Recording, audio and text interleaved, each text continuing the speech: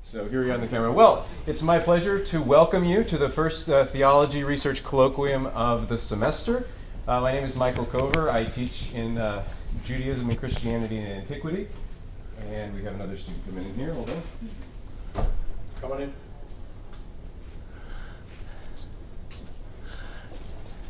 And so this forum is a kind of catch-all forum that we began a couple years ago, and it's designed to get our faculty, our students, and everybody together to hear from esteemed speakers such as Father Riordan tonight. So afterwards, a brief kind of outline. We usually go for around 40 minutes, followed by questions and answers. I've given Father Riordan freedom to do that as he will. So, but you will have a chance, hopefully, to ask questions of the presentation. And then afterwards, in the kitchen across the way, we'll have a little reception to continue the conversation informally. So we hope you can join us over there as well. So thank you all for being here. Tremendous first showing. And without further ado, I want to invite my colleague, Father Joe Simmons, to introduce Father Riordan.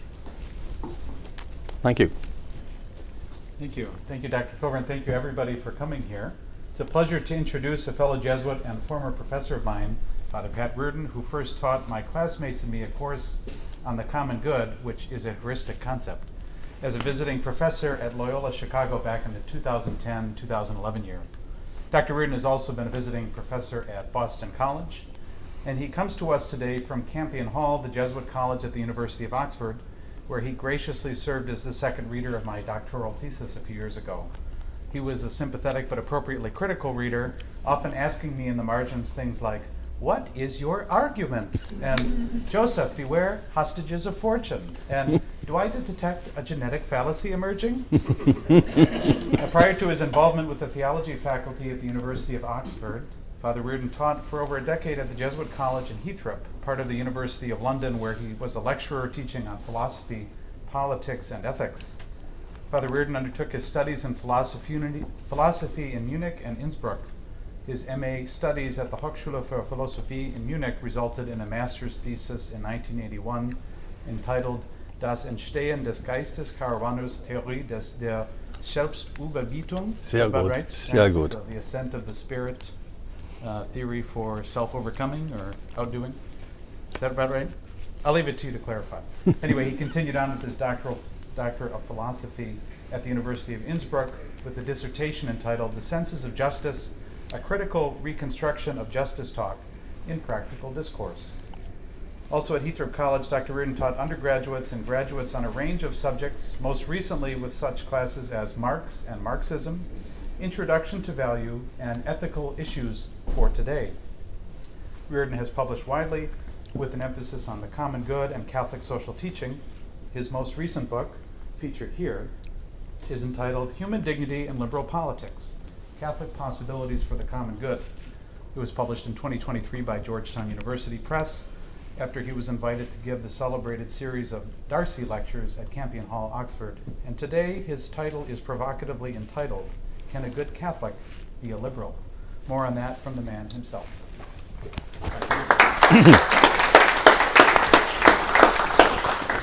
Well, thank you very much for that warm welcome, and thank you for the invitation to come and speak with you and share my thoughts. The title of the talk, Can a Good Catholic Be a Liberal? This is a question that was provoked for me by reading many books by American Catholics, North American Catholics in particular, who were so critical of liberalism that it made it seem as if to be a Catholic you could not be a liberal. Now, maybe the question or the title is too sharply formulated. Better to ask, to be authentic, must Christians be anti-liberal? If we're going to be authentically Christian, should we be anti-liberal? And that seemed to arise from the writings of many authors such as Patrick Deneen, How Liberalism Failed, and then other authors in the traditions of political Augustinianism and integralism. And in particular in the talk today, I want to address the work of Adrian Vermeule. You may know him as the professor of law from Harvard, who's been advocating common good constitutionalism.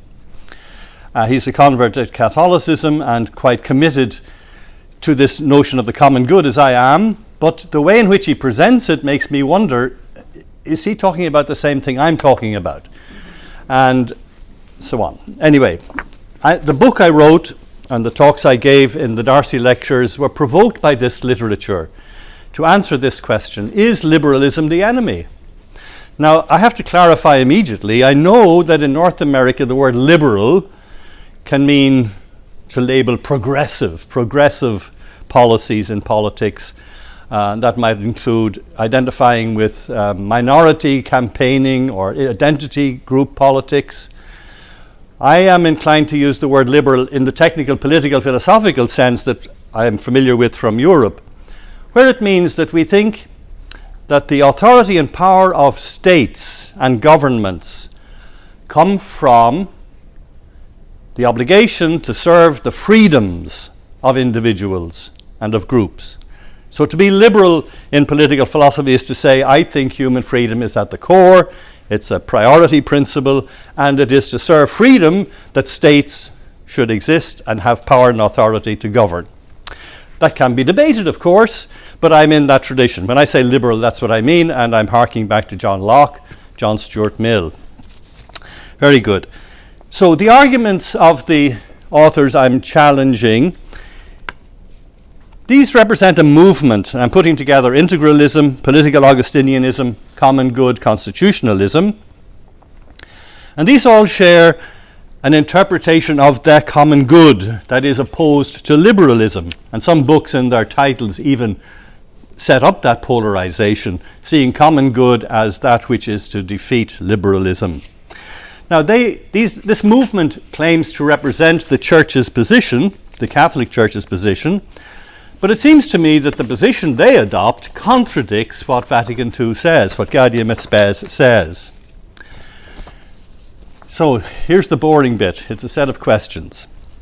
By the way, there are 5 parts to my talk: introduction, roles, Gaudium et Spes, Vermeule, and conclusion. So I'll just note when I've gone through and ticked off each of those sections. We're still in the introduction. Question 1. Is there a highest common good for all humankind? The summum bonum. Aristotle says yes. Augustine says yes. Vatican II says yes. I say yes. Question 2. Can politics, what we know as the activity of states and governments in our world, can politics achieve this summum bonum, this highest common good? Aristotle says yes. Augustine says no. And Vatican II also says no, but then has qualifications to add, which we'll come on to. If politics cannot achieve the common good, this highest good, this is question 3, what is the role of the political? What is the state, the government, supposed to be doing? And Augustine answers that with his famous notion of temporal peace and justice, in contrast with eternal, unlimited peace and justice. So, question 4. What is the nature of the political from the perspective of Christians who hold that there is a highest common good and who acknowledge the facts that not everyone accepts that there is or even could be a common ultimate purpose, and that those who think there is a common purpose do not all agree on what it is, and those who do agree what it is do not all agree on its implications for practical life? Question mark. Did you get the question? That's this. Here we have the graphics. Is there an ultimate common good? Some say no, some say yes. Of those who say yes, do they agree on what that ultimate common good is? No. Some do agree on what it is. For those who do agree on what it is, do they agree on the implications for us, for what government and states should do? Some don't agree, others do agree on what is to be done. Our problem is, how do we make political community with all of these people who have these disagreements at several levels? So that's the challenge in our world today, to make political community with people who do not all share the same vision of the good. And remember what Aristotle said, that the political community is based on agreement on what is good and right and just, helpful and convenient, etc. Okay. Question 5 then. In the context of this plurality, how do we make and conduct a common life, seeking peace and prosperity and justice according to law? Question 6. My opponents hold that there is a highest good for all, and that there are certain necessary means to that end, and whoever wills the end wills the necessary means. Those who are in a position to do so are obliged to implement the necessary means. And that would be the argument of Vermeulen, for instance, with a distinctive interpretation of the American Constitution. So in this approach, and I'm summarizing some of the argument of my book, I'm not trying to boil it all down, but I'm doing a good job of getting at the essence for your benefit. I'm looking at the issue through three lenses. Aristotle on the good, John Rawls on political liberalism, and I'm sure the name of Rawls is familiar to you.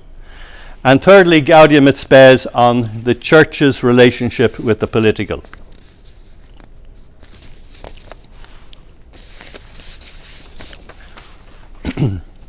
Now I'm moving to section 2 on Rawls. Now you'll be familiar with the development that took place in Rawls's thought from 1971, when he published A Theory of Justice, to 1993-96, when political liberalism came out. And that development was often spoken of as a change from comprehensive liberalism to political liberalism. Comprehensive liberalism being an attempt to articulate a position that is so intellectually convincing, so persuasive, that no reasonable person could reject it. You know, comprehensive arguments are like that in philosophy. His first principle, as you know, for the two principles of justice is prioritizing liberty. So it is a form of liberalism, but comprehensive. And you will recall that he was attempting to address that polarization that exists in our societies, not only in America, but elsewhere, but the polarization that sets people opposed to one another. And Rawls is trying to say, what if they were able to move back from their commitments and the positions they've taken up and start from scratch? Could they develop a common view of a life to be made together? So pluralism, or the plurality of positions, was very much the context in which he was generating this comprehensive liberal position. But he changed. In political liberalism in 1993, he's moved to the position very much like what I'm asking here. How can people who have very different comprehensive doctrines of one kind or another, different worldviews, find a way of living together that is harmonious and reasonable and justifiable? Freestanding is what he says. How can they do that without having to give up their fundamental commitments, without having to all embrace the same comprehensive doctrine? Now, why did Rawls undergo that change? It's because he recognized that the power of human intellect, creativity, imagination is such that we are capable of developing a great range of perspectives and ideas, and that anyone wanting to make an argument for a comprehensive doctrine will encounter well-grounded counter-arguments that cannot simply be overruled by the force of the one comprehensive position. So then, that's the agenda that he asks in political liberalism. How can people with divergent and competing worldviews or comprehensive doctrines manage to make a common life that is rationally and morally defensible? That one big shift of his led then to further developments in his thought, including the recognition that the Catholic tradition of reflection in terms of natural law and the common good could be a viable candidate for what he calls the overlapping consensus, that set of political principles on which adherents of different, divergent, comprehensive doctrines could agree as a basis for cooperation in political community. Rawls also noted in this development very significantly that claims by liberals or secularists to have the only valid principles for public discourse are unfounded and to be rejected as such. Secularists, liberalists may not claim monopoly on public reason. Okay, that is nuanced then in various ways, and subsequent debate has added further qualifications, but this was a big move at the time in Rawls's thought. Coming on to the third part. It took Rawls 20 years to complete this development and fully explain it from the early 70s to the early 90s. But I suggest to you that already in 1965, 6 years before the publication of A Theory of Justice, we have a fully elaborated articulation of a position resulting from a similar development from a comprehensive doctrine to an acceptance of legitimate pluralism and a corresponding adjustment in the ideas for guiding social and political existence. The Catholic Church, in her reflection and self-understanding in the course of the 20th century, especially at the Second Vatican Council, 1962 to 65, underwent a parallel development to that undergone by Rawls. But note the timing. What was the change? There was no abandonment of the Church's comprehensive doctrine as such, the embracing of a summum bonum, an ultimate destiny, an ultimate vocation for all of humankind, life in God, in the resurrection. It continued to be espoused in the Vatican Council's dogmatic constitution on the Church, Lumen Gentium, and throughout. What had developed was the Church's understanding of her relationships with the political and secular order and with civil authorities. This was expressed in the 1965 Pastoral Constitution in the Church in the World Today, Gaudium et Spes. And in that document, I think there are three significant moments or elements in the change. The first is a adoption of a clearly restricted view of the political common good. The second is a radical revision of the order of priorities for states. And the third is a clear demarcation of mutual autonomy of church and civil authority, or church and state, as we say. My focus here is on the common good. That's what I work on. So I'm focusing on this first big shift. The change in the use of the language of common goods.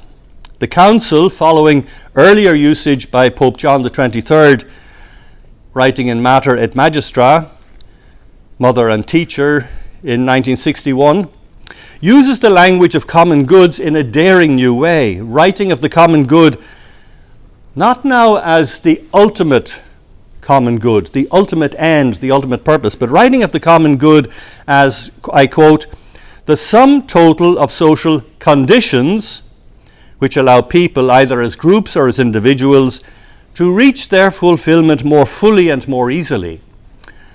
So that leaves open the question, what is their fulfillment? But the conditions that will allow people to reach their fulfillment more easily. So the Council is shifting there from ultimate ends to means and conditions. And it sees political structures and institutions, our laws and ways of governing and ensuring social order. It sees all of those things as belonging to the conditions that need to be in place to enable people to live decent human lives and ultimately achieve their fulfillment, however they see it. Remember, this is presupposing that there is variation in the visions of ultimate fulfillment that are there in society. So the reason given for this shift points to the recognition of the dignity of the human person in their intelligence and freedom. Reasons that are clearly elaborated also in the Declaration on Religious Liberty, Dignitatis Humanae. People's freedom to follow their conscience, their own appreciation of what is true and good and right must be respected. I'm suggesting that this can be seen as a comparable acceptance of pluralism, since the consequences of allowing people to think for themselves and respecting their pursuit of the good as they see it is indeed pluralism.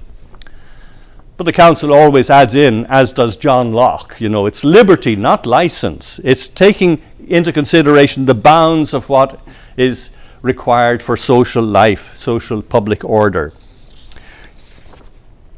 So using the language of the common good to speak of means and conditions for the flourishing of individuals and communities, and not the ultimate common good, which is life in God. This is an initiative, a change, something developed, something new in the church's language. So the critical question that emerges from this for me is there, prescriptively, is there a singular, unitary, all-embracing common good of a political community? Political community understood in the broad sense of not just society, not just state and government, but economy, society, the broader political community. Is there a singular, unitary, all-embracing common good of a political community? Vatican II, I suggest, says no, not necessarily, because of the legitimate diversity and plurality. But we're not excluding it. It could happen. Now here is the disagreement with Vermeulen and with some of the integralists and others who I'm challenging. Where Vatican II there will say, no, it's not necessarily the case that there has to be this unitary, singular, common good of the political community. They say yes. In Gaudium et Spes we read, the political community exists for the common good, recalling that the common good embraces the sum total of those conditions of social life which enable individuals, families, and organizations to achieve their complete and effective fulfillment. That text from paragraph 74 goes on to note that members of the political community are many and varied. Quite rightly, then, they may have widely different points of view. So now I'm coming to the fourth part. This is the longest part. So now you fasten your seatbelts.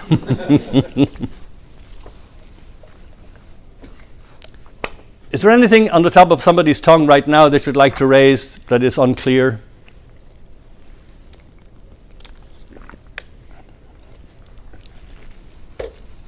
Okay, that polite pause was to give me a break. You're very kind.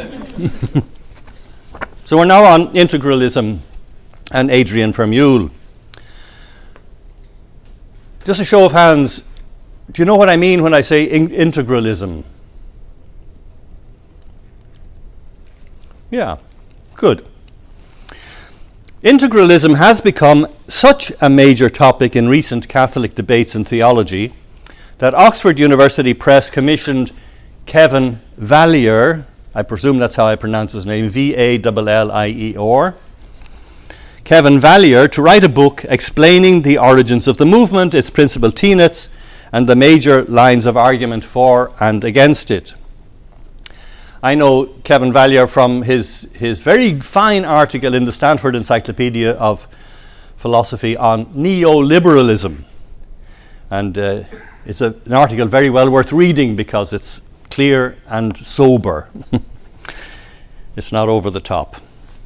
So his book that he produced in 23, so last year, is called All the Kingdoms of the World, on Radical Religious Alternatives to Liberalism.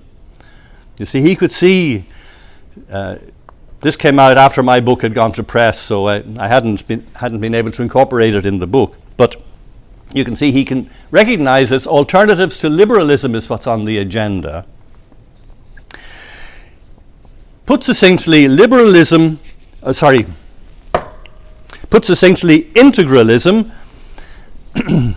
is the rejection of any complete separation between the life of faith and the secular world of politics and economics.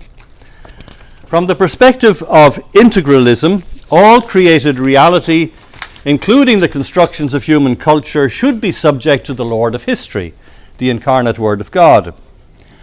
Integralists envision a range of cases depending on the social, political, and historical context. These vary according to the extent to which civil authorities in a state will accept a mandate from the Church to advance the Church's mission regarding salvation. So there will be a variety of situations, but ideally the Church should be able to mandate the state to do what the state is supposed to do to advance the Church's mission of preaching the gospel and leading humankind to salvation. I think it's John Milbank who had the quip, you know that line from the gospel, render unto Caesar the things that are Caesar's and to God the things that are God's. there is nothing that is Caesar's that's not already God's. Isn't it so? All that is created, all that is from God. So there is nothing that is purely Caesar's. So that is not a solution to the question how we deal with the secular related to the sacred. So here's a quotation from Vallier's book. It is accepted that a state has responsibility for the common good of its society. At the same time, the Catholic Church has a God-given responsibility to direct people to their supernatural good. The state's natural common good might be instrumental to the supernatural, transcendent common good of salvation.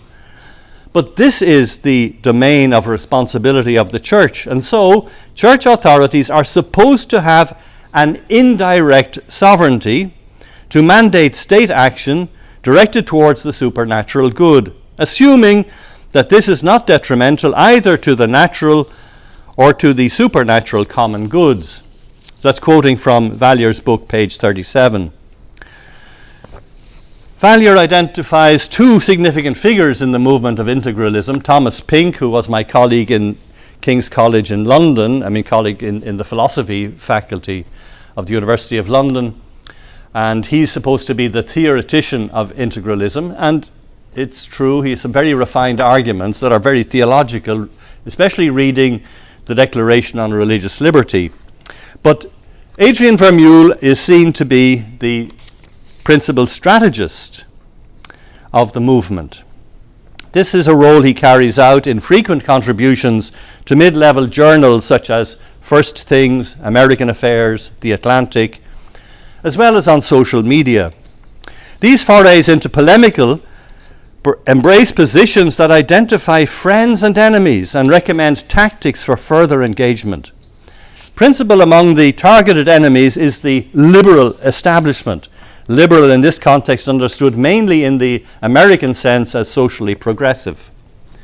For instance, Patrick Deneen's analysis of why liberalism failed in a 2018 book of that name is endorsed by Vermeulen in a very positive review. At the same time, liberalism's excesses are further exposed in a series of popular articles that uncover the quasi-religious liturgical dynamics of progressive movements. Behind the popular and polemical writings are Vermeulen's scholarly publications. He is the principal theorist of the administrative state, showing how not only the enactments of the legislature, but also the requirements of administration, formulated as regulations, contribute to the making of law. As a constitutional lawyer, he challenges the dominant positions in American constitutional law to advocate common good constitutionalism, the title of his 2022 book. Vermeulen's central concern in this book is to recover what he calls the classical legal tradition. Insofar as he identifies this tradition with that of Catholic teaching, he goes beyond the obvious similarities, as for example in the use of the term common good, to claim more than the evidence allows. As the label suggests, he draws on the heritage of reflection on the common good as found in Catholic teaching to develop his position that also functions as a source for polemical engagement. So it is not just that his popular writings are, that's his Sunday work, that's private. Actually, what he's doing in his scholarly work is also feeding into the position he takes up in his popular writings. On the first view, his account of common good seems to be consistent with the magisterium, but I'm arguing that he is not taking on board the significant development initiated by Pope John XXIII and then carried through in Vatican II. That shift from focusing on ultimate ends to focusing on means and conditions in the saeculum, in the age in which we live. I have to, of course, admit that even if he is disagreeing with the Church's position on these matters, these are not matters of defined doctrine. So it's not as if there's an obligation on the faithful to agree with all of Catholic social teaching. There's a possibility of divergence and disagreement in these areas. But what I am concerned about is that many of his readers, and especially his critics, take for granted that he is speaking out of a Catholic position, that he is representing the position of the Church. And that is something that I think ought to be challenged. He's free to have his own views, but not to appear to be representing the views of the wider church. By the way, in his recovery of classical legal theory, he draws on the work of Giovanni Botero, an Italian author. And it's interesting to know that Botero's work, The Reason of State, was edited by Robert Byerly, who had been a Jesuit professor in Chicago. And it was a great delight for me to see his work coming to appearance and being estimated in this debate. Adrian Vermeule asserts that the master principle of our public life should be the classical position that all officials have a duty and corresponding authority to promote the common good. So we may wonder what concept of the common good he has in mind. Is it a set of conditions, or is it a conception of flourishing or fulfillment? Both themes are reflected in the formulations of the sentence.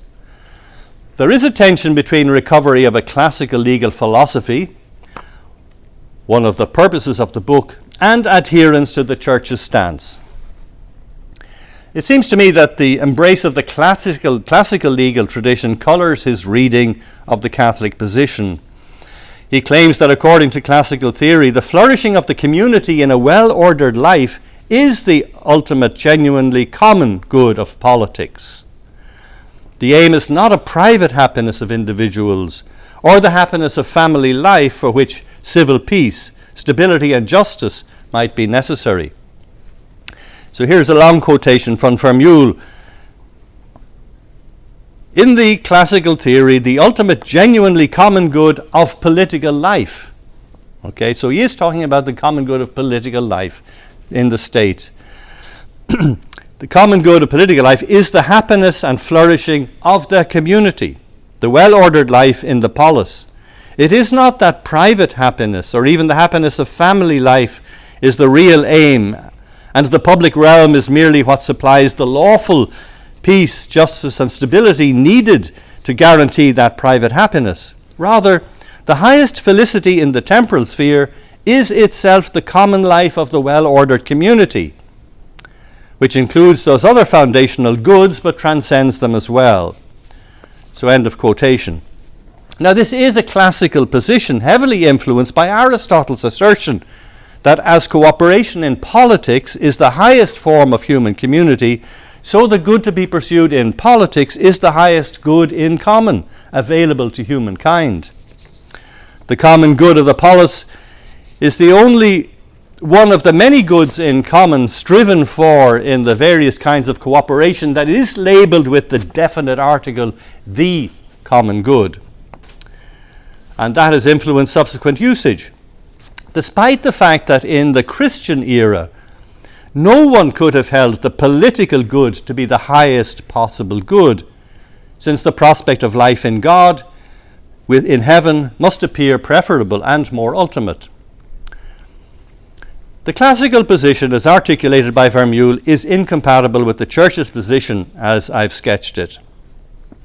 Vermeule's formulation is so clear that a reader might suspect that the author deliberately distances his position from that of the Church. It seems to deny what the Council explicitly affirms.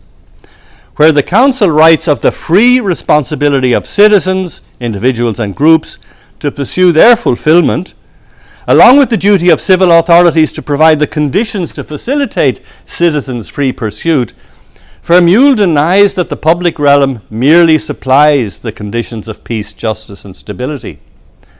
Instead, he affirms that the common life of the well-ordered community is a common good that transcends and includes the goods of individuals and families. Now, there are some difficulties that Vermeule admits in his book, Common Good Constitutionalism. He draws on the work of Charles de Koninck. He's a famous author in the 20th century dealing with topics of the common good. But note the date of his publication, 1943. He draws on de Koninck to remark that on the classical account, the state is merely one part of the larger political community, and the good of the community is itself the good for individuals. So in this particular remark, there are two issues at stake, it seems to me, that need to be looked at. The first is the relationship between the state and the wider community, and the second concerning the priority of individual and communal goods. It is true on the first point that the Church speaks of political community in the broadest sense, as extending beyond simply government and state to include society and the subordinate institutions in society, including the economy. Families belong in there, intermediate organizations as well. However, where once formerly church pronouncements concerning that political community would always have assumed, uncritically, as perhaps did de Koning in 1943, that the political community was unified, perhaps as a nation or an ethnic group with a common language and a shared history, the experience motivating Vatican II's statements is of plurality and possible conflict. The pluralist nature of modern societies and the complexity of the juridical political order appropriate to them explains further the reasons for the Church's redefinition of common goods as the conditions for flourishing, replacing the former assumption that there was agreement on the flourishing of the whole as a shared end. So that first point then explored this relationship between the state and the wider political community. The second point is to note the ambiguity in Vermeule's formulations of the priority of relationships between individual flourishing and the common good, the community's common good. This, he says, the good of the community is itself the good for individuals. The good of the community is itself the good for individuals. That can be read in two different ways. It could mean the political community sets for itself the goal of serving and facilitating the well-being of individuals and their families and subordinate groups.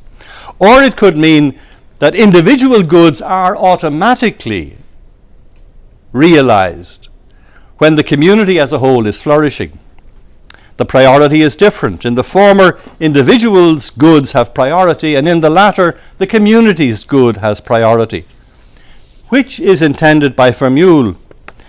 In his continuing explanation, he seems to embrace the latter. He writes, human flourishing, including the flourishing of individuals, is itself essentially, not merely contingently, dependent upon the flourishing of the political community, including ruling authorities, within which humans are always born, found, and embedded. Now, it's this stance that comes out in some of his more polemical writings that has really angered some of his commentators, because he seems to imply by this that the priority is to get control through a reading of the Constitution and a taking over of central fundamental institutions, to get control of how communal life is organized so that individuals can then, as a result, flourish.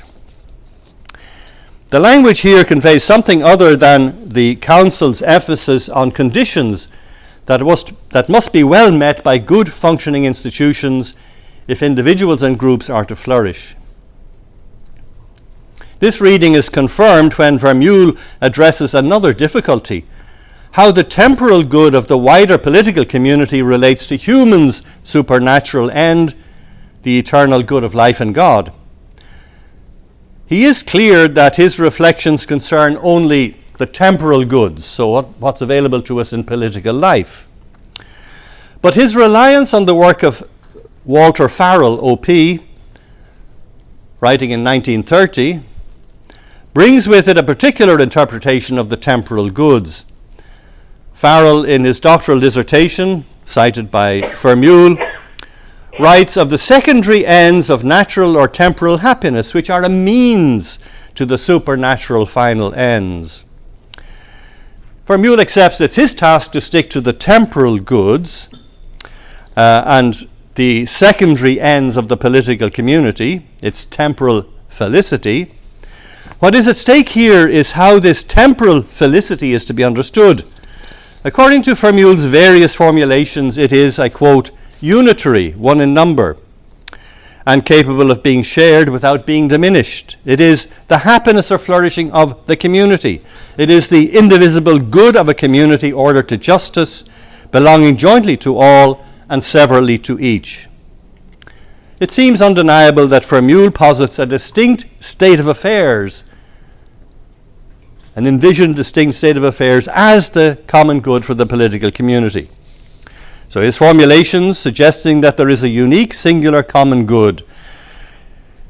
He doesn't resolve the tension between these assertions and his acceptance of a long list of goods, what is needed in terms of health provision, security, justice, education, welfare, all of the things that go into public life today that have varied and competing interests often. So he doesn't go into resolving that. But he does seem to downplay those tensions that might arise. Political common good. Is there a political common good as distinct from an ultimate common good? Well, there are those who say yes and those who say no. Well, among those who say yes, there's me and there's Vermeule and there's Vatican II and many others. But I'm suggesting that understanding this political common good varies. That for Vatican II, it's not a unitary, singular state of affairs that can be coherently described.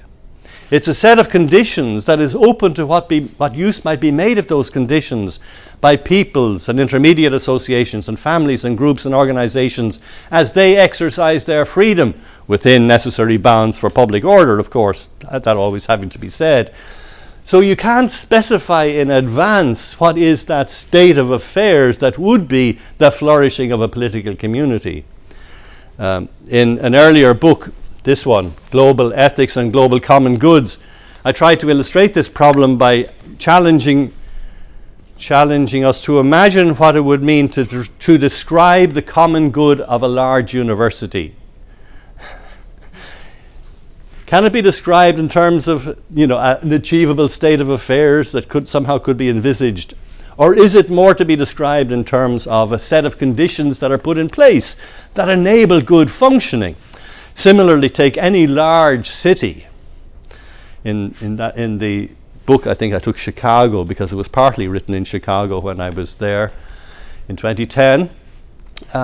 In a city like Chicago, where you have many excellent universities that are competing with one another, what is the common good of such a complex social situation? It can't simply be taken as a state of affairs. It is a set of conditions. So I'm coming to my conclusion. So I'm arguing that there is a divergence between Vermeule's account of the classical legal position and the Church's current understanding of these matters. Where Gaudium et Spes makes a set of conditions for individuals and groups to attain their fulfillment, the common good for political and social actors, Vermeule sees the flourishing of the community as the unique and singular common good for which he allows the need for means and conditions. Again, we can note how ambiguous the language is, such that the contrast between the two strands might be weakened.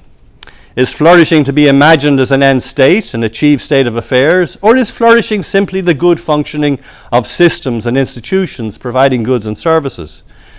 The term could have either meaning, but the example provided by Vermeule suggests that he intends the end state rather than the process towards it. He writes, "Consider the aim of a football team for victory, a unitary aim for all, that requires the cooperation of all, and that is not diminished by being shared. The victory of the team as such cannot be reduced to the individual success of the players, even summed across all the players." So this example of a team's victory is used to distinguish common goods from the utilitarian style of aggregation of utilities or benefits. But in the context in which it is used, it also shapes the understanding of common goods as end states, achieved situations, a state of affairs.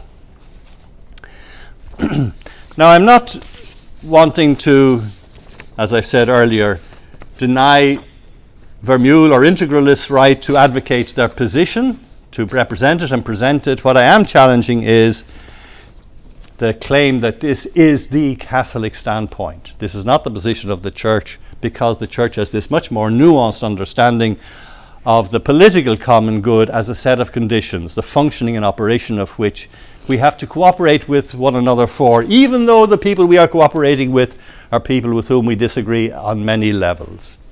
So I'm going to stop there because I think my 40 minutes has come to an end. There's more to be said, but I will say it possibly in answering questions or comments. Thank you for your patience and good attention.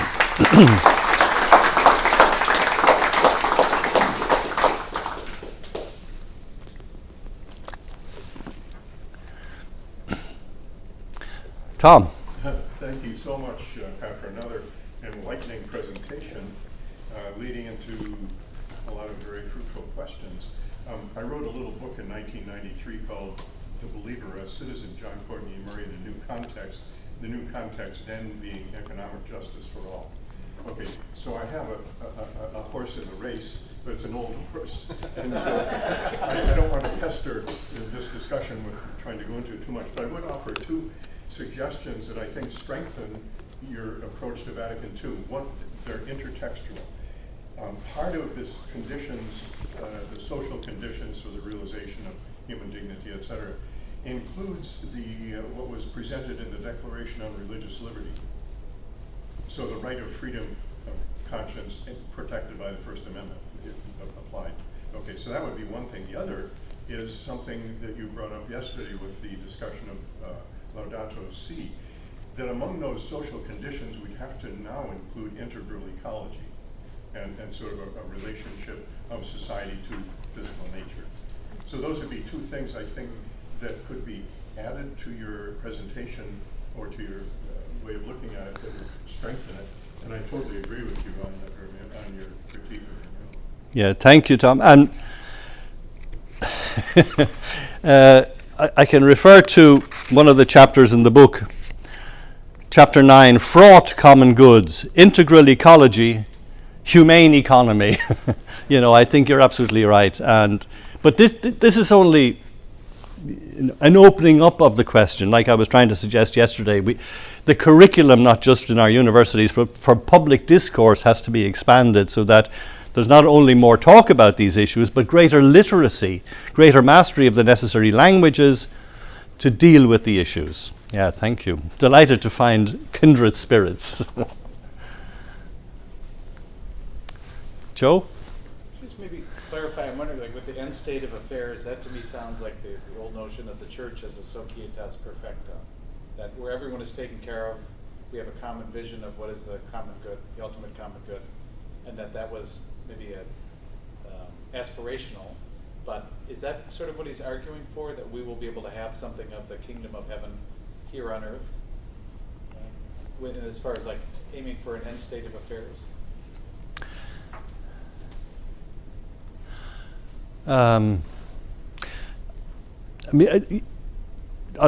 Unfortunately, he is not addressing these questions in sufficient depth in order to be able to set out the problem and be clear that when he's taking up one position, he's rejecting others.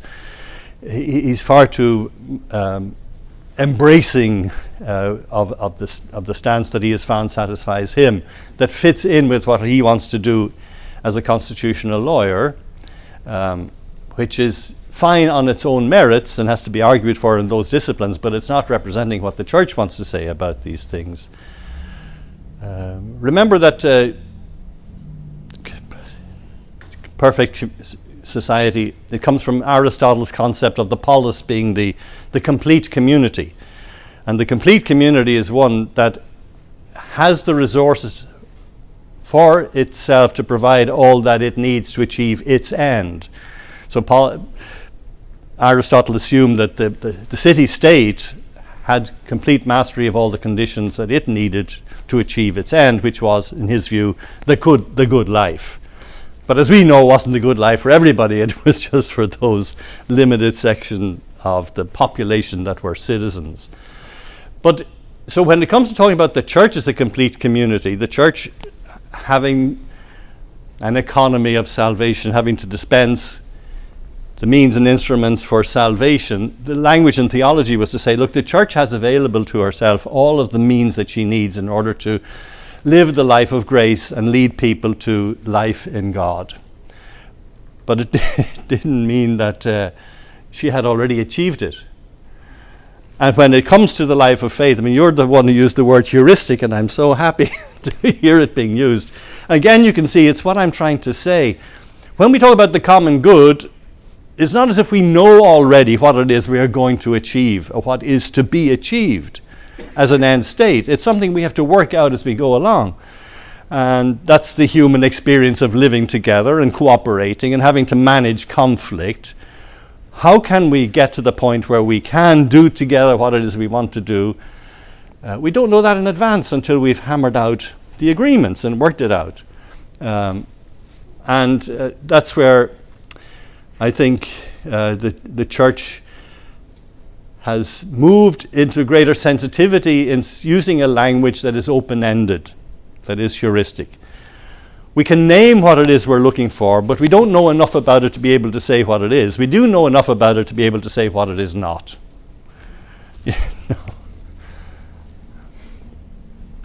Yeah. I have a little cold, the mask, but I think I can speak clear. My question about the common good is just how you talk about the come together in agreement, but I'm thinking of context that different pluralists, a lot of very plural, and agreement by principle is not possible. And I'll give an example to clarify that. For example, the Church Catholic social teaching defend the private property, although the common good, the destination of the good, take priority over the private property, if I'm correct. So, however, I have experience with cultures that, for example, land is absolute, have no owner. That's unnegotiable. Yeah. Mm. So, and then how things like that, you can get agreement if one hand you have a culture that for years and generations has been exploited because they don't have Bellic, like armed power, and they took away and make the lands to be private property, even if that land could be, let's think a good scenario, divide fairly, but in their culture there is no divide.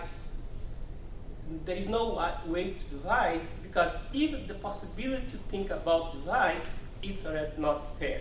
So the land is for all, and the land has its own life that has to be respected. So how we manage those conflicts in the light of Catholic social teaching, like on the common good? This is the case where I can't say it's chapter 17 and a half, you know, it's not in there. But yeah, what you're describing is something I would call a situation of conflict. What is conflict? Conflict arises when two groups are trying to achieve something and they cannot both get what they want. So in relation to the land. Now, we're always starting in a history. We're not ever starting from scratch. And that history can be a history of injustice and expropriation, exploitation, whatever. That's also part of the context of the conflict. So wearing now my hat as a political philosopher, I'm asking, what is politics? Politics is learning how to manage such conflict without relying on violence, coercion, force. So that's why I always want to distinguish between politics and rule. Not all forms of rule are political. Some forms of rule are by domination, by control, autocracy, tyranny, what have you, are examples. But where there is a political existence, there is an attempt to manage those conflicts by talking and negotiation. This means it's hard work. There are a whole lot of conditions need to be in place before there can be real engagement, real talking. Many of the conditions are along the lines of, well, the language we use. the access that we have that's differential. Not all have equal access to that literacy, to mastery of the language, to mastery of the principles and so on, and the means. So there's a lot has to be put in place for us to succeed in managing those conflicts by talking. I think we can point through history to some success in learning. It's a humanities project of learning how to manage conflict. There has been some success, but there's no end state, and situations around the world and close to home as well signal to us all the time there's plenty of failure to manage our conflicts by talking. But that's the one hope that I can offer, that the learning of humanity is encouraged and sustained by a hope that there is a transcendent common good, but there's also the possibility of intermediate common goods if we work at setting in place the terms and the means and conditions that will allow us to manage those conflicts in some way that is acceptable to the people, that they are not simply being coerced, that it's not those with the bigger armies or the most money or the greatest numbers who get their way only. I hope that's... Well, thank you. Yeah. Yes, please. Actually, piggybacking off of that, so if I'm understanding correctly, and I have some ideas of where he might be coming from. I don't want to assume for sure, but I have definitely, at least in my own tradition, theoretically, would you say that we start off in, like, some traditions start off in a position of rule with the hope of achieving politics? Because if politics, you had made the distinction between rule and politics. Politics seems to presume that this lack of coercion, where rule can happen to be like whoever's got the biggest gun, and right now I'm just working with a slingshot. So if I happen to be working with a slingshot and they're working with a gun, the hope is that we can get from a position from rule to politics. Is that where you're going? Like, we want to get to at least this side of heaven. We want to get to a position where there's this equal recognition, but some of us often start from a position of a lack of recognition. Am I understanding you correctly? That is true. That is the case of conflict in many situations, that there are those who are excluded. They're not being admitted into the conversation. That was one of the concerns expressed by Pope Francis in his letter on Laudato Si, how in the issues around environmental protection, there are people who are those suffering, who are victims of environmental degradation, whose voices are not being strongly enough represented, and the dominant voices are those very often of vested interests. But I think the seriousness of our situation, the reality of conflict in human existence, and conflict doesn't just come from the badness or from sin. That's often a mistake that some theologians make. Conflict comes because good people wanting to do good things get in one another's way. Good people wanting to do good things are mutually frustrating. They can't all succeed. And therefore, there's a need to manage that conflict. Now, we're always caught in that tension. How do we do it? And if you are the stronger party, if you are the one with the most money and the most numbers and the most wealth, the most arms, you're tempted to think, well, I'll get my way. And that temptation is there all the time. And I also concede that in that, along that spectrum from domination to cooperation, we're never completely at the end of cooperation. Because we know that. What state is there in the world that can exist without a police force, without some measure of constraint that will be relied upon in the extreme, or in the event that the violent people will not be allow themselves to be talked to, So, and that's unfortunate, but that's part of the reality, that we're on that spectrum, and the challenge is to move in the direction of managing our conflict more and more by talking and conciliation rather than by domination, coercion. Anyone have a final brief question? Could I ask about the principle of subsidiarity? Yeah. And the word liberal. Is it a liberal principle? Just to go back to the word liberal on the title. Yeah. It's in the document you mentioned, Matter Magistra. Oh, it is, of course, yeah. Now, actually,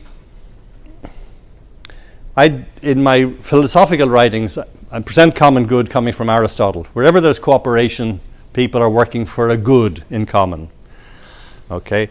Now, how do we operationalize that? And I developed two criteria. If in our working together we are systematically excluding some people or some groups from a share in the goods for the sake of which we cooperate, we cannot claim that what we're doing is for the common good. All right? Now that principle can then be articulated, as it is later in church teaching, as solidarity. Solidarity. Also as preferential option for the poor. No one to be excluded. But then looking at Aristotle's other approach, he considers the comparison of different constitutions and how different constitutions have different visions of the good. You know, oligarchy sees the good as wealth, and democracy sees the good as, and he doesn't see democracy positively, it sees the good as freedom, and the Sparta sees the good as military prowess and military virtue. So Aristotle is saying, look, we've got different visions of the good.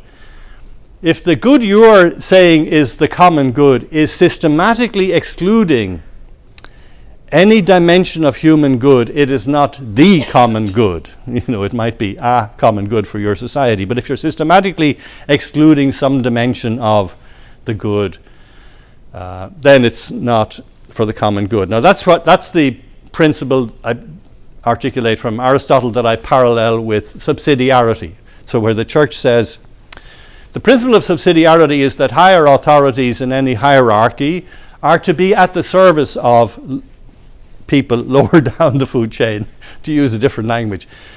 Subsidiarity means to come to the assistance of. But you can see, if the way in which government functions or the authorities function in any organization, if that way deprives people of their freedom to do what they can legitimately do for themselves and can adequately do for themselves, then there's a violation of their dignity. And the principle of subsidiarity is that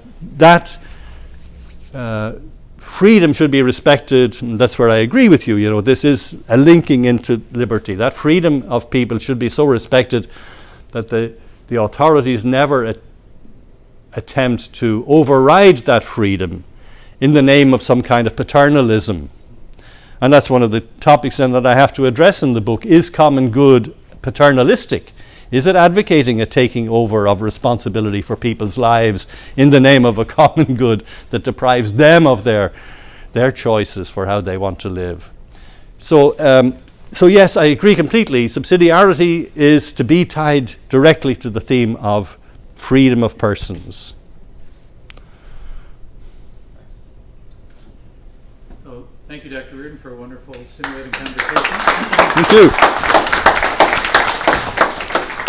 Please join us. Continue the celebration across the hall if you have further questions, and we'll have there for the next stage of our evening. So, Thank you. Thank you all for coming. Good. Thank you for your patience and interest.